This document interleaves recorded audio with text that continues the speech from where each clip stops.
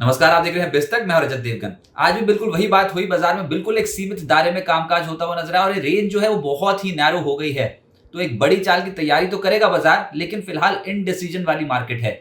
आज अंतर्राष्ट्रीय संकेत कुछ बहुत ही मिले जुले देखने को मिल रहे थे। आज के दिन का ओपन निफ्टी का 17,638 का है। 17,684 आज के दिन का हाई लगा, लेकिन वहीं से आगे प्रॉफिट बुकिंग 17,584 ये आज के दिन का लो है, यानी कि 100 अंकों के दायरे में इतनी छोटी रेंज में आज सत्र में कामकाज हुआ है। क्लोजिंग बिल्कुल सपाट है, 5 अंक बदलाव के साथ क्लोज टू क्लोज 17,624 के लेवल पे निफ्टी क्लोज होता हुआ नजर आया। निफ्टी बैंक 115 अंकों की चढ़ाई चढ़ता हुआ नजर आया। 42,269 के लेवल पे क्लोज हुआ और सेंसेक्स 64 अंक, मात्र 64 अंक तेजी के साथ हुआ है बंद। एडवांस डिक्लाइंस 26 शेयर्स निफ्टी के हरे निशान में, 23 शेयर्स लाल निशान में, लेकिन तेजी आइडेंटिफाई करनी इंट्राडे में बहुत मुश्किल थी, क्योंकि आज के सत्र में जो चढ़े उसमें HDFC bank, Bharti Airtel, ICICI bank, SBI, L and T हल्के गेंस देखने को मिल रहे थे। HUL, Infosys, Reliance, Divi's, Axis ये दबाव डाल रहे थे। एक ही सेक्टर में से कुछ स्टॉक चल रहे थे, एक ही सेक्टर में से कुछ स्टॉक गिर रहे थे। इतना इनडिसीजन वाला मूड देखने को मिल रहा था। निफ्टी गेनर्स में एनटीपीसी को पाएंगे आप 1.5% के आसपास तेज हुआ। इसके अलावा अदानी पोर्ट्स 1.5% उछला है। एशियन पेंट्स लगभग 1.5% उछलता हुआ नजर आया। बजाज ऑटो, टाटा मोटर्स इन स्टॉक्स में हल्की खरीदारी देखने को मिल रही थी, 1.25% के आसपास की। जो गिरावट उसमें था डिविस लैब्स, आज के सत्र में 4% हल्का हो गया। एचयूएल 1.5% टूटा है। आज दबाव ही एचयूएल का था बाजार पे एक्चुअली। इसके बाद डॉक्टर रेड्डीज, आयशर मोटर्स, हिंडाल्को 1% से 1.25% के आसपास कमजोर होते हुए नजर आए। एफएनओ गेनर्स में आपको कमेंट्स नजर आएगा। बहुत पिटाई के बाद चला है ये स्टॉक, 4% तेज हुआ। सिटी यूनियन बैंक 3.5% चढ़ा है। टाटा कम्युनिकेशन नतीजों का इंपैक्ट था जिसको 3% ऊपर ले आया। इसके अलावा पेज इंडस्ट्रीज, आज ये जो होजरी से जुड़ी जो कंपनियां थी इनमें अच्छी एक्टिविटी देखने को मिली थी। डेरिवेटिव मार्केट में पेज इंडस्ट्रीज 3% चढ़ा और हनीवेल ऑटोमेशन इस स्टॉक में 2.5% के रिटर्न्स बैठे। एफएनओ लूजर्स में डिविस लैब्स जो तो खैर निफ्टी का ही टॉप लूजर है। इसके अलावा टीवीएस मोटर 3.5% टूटा है। दालमिया भारत 3% टूटा। जेके सीमेंट 3% टूटा और मेट्रोपोलिस में भी 2.25% के आसपास की गिरावट देखने को मिली। सेक्टर स्पेसिफिक ऑटोज में खरीदारी थी जिसको लीड कर रहा था सोना कॉमस्टार, 3% चढ़ा। मदरसन लगभग 1.5% चढ़ा है। बजाज ऑटो, टाटा मोटर्स दोनों ही 1.25% से ज्यादा चढ़े। बालकृष्ण इंडस्ट्रीज और अशोक लीलैंड जैसे स्टॉक्स में भी हल्की खरीदारी होती हुई नजर आई। कंज्यूमर गुड्स और कंज्यूमर ड्यूरेबल सेक्टर में अच्छी खरीदारी देखने को मिल रही थी, जिसमें बाटा लीड कर रहा था। आज के सत्र में 2% की तेजी बनी। अच्छे जो फुटवेयर सेगमेंट से जुड़ी जो कंपनियां हैं इनमें आज पकड़ थी मजबूत। बाटा और रिलैक्सो दोनों कंपनियां चढ़ी हैं। इसके अलावा Orient electric consumer durable space में तेज था। वोल्टास तेज था और साथ ही साथ ब्लू स्टार, अंबर जैसी जो कंपनियां हैं गर्मियों के सीजन में एकदम से इन शेयर्स में हुई है खरीदारी तेज। साथ ही साथ निफ्टी बैंक के कंपोनेंट्स कौन से चढ़े जो सपोर्ट कर रहे थे निफ्टी बैंक को। आज बंधन बैंक का नंबर आया, 1% चढ़ गया। SBI, IndusInd bank, HDFC bank, AU bank में हल्की खरीदारी होती हुई नजर आई। एफएमसीजी में कहीं खुशी कहीं गम। जो तेज थे वो थे लिकर स्टॉक्स, जिसमें यूबीएल 2% चढ़ा है। रैडिको जैसे स्टॉक्स में आज के सत्र में तेजी बनी। इसके अलावा कुछ अन्य एफएमसीजी काउंटर जैसे कि डाबर, मैरिको, गोदरेज कंज्यूमर यहां पर तेजी थी और डाबर 1% का रिटर्न दे गया। इस खड़े बाजार में गिरने वाले स्टॉक्स भी हैं एफएमसीजी में, जिसमें वरुण बेवरेजेस 4% का गोता लगा गया। एचयूएल तो खैर निफ्टी का ही टॉप लूजर है।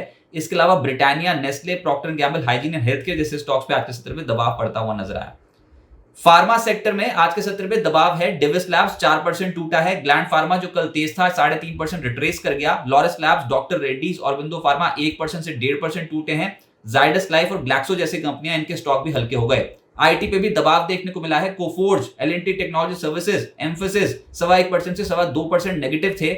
एलटीआईएम, परसिस्टेंट और इन्फोसिस जैसे जो स्टॉक्स हैं इनमें भी लगभग 0.25% से 1% के आसपास का डेंट पड़ गया।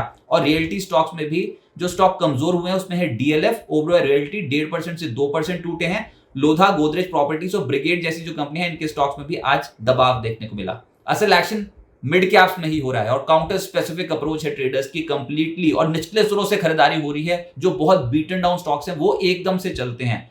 आज एक नतीजों का इंपैक्ट भी पड़ा जिसमें मैस्टैक शामिल था। नतीजे इतने अच्छे लगे मैस्टैक के शेयर बाजार में कि उसके बाद एकदम से खरीदारी होती देखी स्टॉक में। 13% की चढ़ाई चढ़ गया ये स्टॉक। इसके अलावा मिर्जा इंटरनेशनल तो डोमिनेट कर ही रहा है। हम बोल रहे हैं कि फुटवेयर कंपनियों में एकदम से खरीदारी हुई है। मिर्जा इंटरनेशनल पिछले कुछ दिनों से कंसिस्टेंटली चढ़ रहा है और आज भी 10% तेज था ये स्टॉक। बोरोसिल रिन्यू इस स्टॉक में लगभग 7% के रिटर्न बैठे। कार्बोरंडन यूनिवर्सल लगभग 6%, 6.5% चढ़ा है। डेटा पैटर्न 6.5% चढ़ा। इंडिगो पेंट शुरुआती सत्र में एक्टिव हो गया था, 6.5% के रिटर्न देता हुआ नजर आया। मेट्रो ब्रांड्स एक और फुटवेयर स्टॉक जिसमें 6% की तेजी बनी। अपार इंडस्ट्रीज 6% ऊपर था। और जैसे मैंने कहा होजरी कंपनियां जैसे कि रूपा, इन स्टॉक्स में 6% की तेजी बन रही थी। किटेक्स टेक्सटाइल्स में ये तेज था 6%, Shopper Stop, RK Forging, Chennai Petro 5% से 5.5% के आसपास के रिटर्न बैठे। आप देख सकते हैं कि मिड कैप स्टॉक्स में रिटर्न्स ज्यादा देखने को मिल रहे हैं as comparative to index stocks. अब आगे क्या होगा? बाजार फिलहाल बेहद ही सीमित दायरे में कर रहा है काम का। जैसे हमने बताया कि निफ्टी का अभी जो आज के दिन का रेंज देखोगे तो लगभग 100 अंकों के आसपास का है। इतनी तगड़ी इनडिसीजन मार्केट में डोमिनेट कर रही थी, और आज तो वैसे वीकली एक्सपायरी थी, तो आज तो ये पता था कि ऑप्शन राइटर्स एकदम से हावी हो जाएंगे मार्केट पे, ना ऊपर 17,700 के लेवल को क्रॉस करना है हमने कन्विंसिंगली, और ना नीचे 17,550 के लेवल को तोड़ना है। तो बिल्कुल इसी रेंज पे करते रहे काम काज दिन भर, और बाजार में इस समय तो खैर अनसर्टेनिटी है ही, लेकिन ज्यादा समय तक टिक नहीं सकती। वो इसलिए क्योंकि कल आएंगे रिलायंस इंडस्ट्रीज के नतीजे बाजार बंद होने के बाद। सबसे बड़ी कंपनी जो स्टॉक मार्केट पे एक्सचेंजेस पे लिस्टेड है वो है रिलायंस इंडस्ट्रीज मार्केट कैप के लिहाज से, और उसके नतीजे आएंगे, वो डोमिनेट करेंगे स्टॉक मार्केट पे सोमवार के सत्र में। उसके अलावा 22 अप्रैल को आईसीआईसीआई बैंक के नतीजे आने हैं, तो 2 हैवीवेट्स के नतीजे आने हैं, जिसका एक बड़ा असर जो है वो स्टॉक मार्केट पे पड़ सकता है। इसलिए हम कह रहे हैं कि निफ्टी की जो रेंज स्क्वीज होती चली जा रही है, इसमें ब्रेकआउट या ब्रेकडाउन बहुत तगड़ा देखने को मिलेगा। देखते हैं ये दोनों कंपनियां कैसे नतीजे पेश करती हैं। निफ्टी पर फिलहाल जो सपोर्ट लेवल्स हैं वो 17,480, 17,570, और आप ये देख रहे हो कि पहले ही सपोर्ट लेवल से 17,570 के लेवल से बाजार घूमता है, इसी के आसपास आते हैं तो एकदम से आ जाती है खरीदारी। तो ये जो सपोर्ट जोन हो गए, और ऊपरी स्तरों पर 17,750, 17,800 के जोन पे तगड़ा रेजिस्टेंस बैठा हुआ है। कॉल राइटर्स बहुत डोमिनेट कर रहे हैं 17,700, 17,800 की स्ट्राइक्स पे। बैंक निफ्टी पे ऐसे ही 41,800, 42,000 ये लेवल्स कुशन का काम कर रहे हैं, और कोई भी डिप आ रहा है तो इन लेवल से एब्जॉर्ब होने की कोशिश होती है। और बैंक निफ्टी पर 42,500, 42,600 एक रेजिस्टेंस का काम कर रहा है। तो लेवल्स में कोई बहुत बड़े छेड़छाड़ है ही नहीं, क्योंकि बाजार में एक बिल्कुल स्टैटिक मूव देखने को मिल रहा है। इनडिसीजन वाली मार्केट है, इंडेक्स स्पेसिफिक, लेकिन हाँ ये समझ में आता है कि काउंटर स्पेसिफिक अप्रोच है, और रिजल्ट्स का एक बहुत बड़ा इंपैक्ट इंडियन मार्केट पे देखने को मिलेगा। अभी तो जो हम ट्रैक कर रहे हैं वो ऑब्वियसली रिलायंस इंडस्ट्रीज के नतीजों को ट्रैक करेंगे, और साथ ही साथ आईसीआईसीआई बैंक के नतीजों को, क्योंकि ये 2 हैवीवेट्स जो नतीजे हैं वो इसलिए ट्रैक हो रहे हैं क्योंकि पिछली बार जब आईटी सेक्टर के नतीजे ट्रैक हुए थे तो इतनी उम्मीद नहीं थी कि इन्फोसिस में इतना नेगेटिव सेंटीमेंट पैदा हो जाएगा।